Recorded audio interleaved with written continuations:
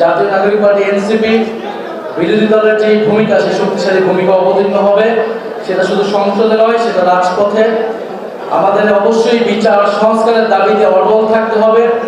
1400 মানুষকে হত্যা করা হয়েছে, 30,000-এর উপরে আমাদের ভাই বোনেরা আহত আছে।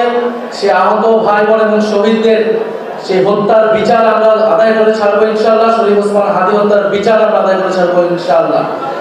আগে এই জুলাই হত্যাকাণ্ডের বিচার নিশ্চিত করতে হবে, তারপরে অন্য সকল কথা আমরা শুনবো।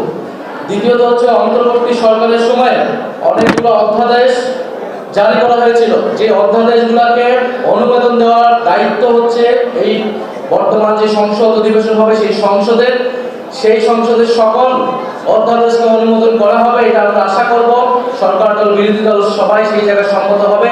কারণ এই নির্বাচন, এই সংসদ জুলাই গণঅভ্যুত্থানের ধারাবাহিকতা, পূর্ববর্তী অন্তর্বর্তী সরকারের ধারাবাহিকতা হিসেবেই দেখতে হবে এবং সংসদকে অবিলম্বে সংস্কার পরিষদ হিসেবে ঘোষণা করতে হবে, শপথ দিতে হবে এবং যেই ফ্যাসিস্ট যেই রাষ্ট্রপতি, সেই রাষ্ট্রপতির অভিশংসন করে তাকে গ্রেফতারের আওতায় আনতে হবে। আমরা কোনো ফ্যাসিস্টদের চিহ্ন এই বাংলাদেশে রাখবো না।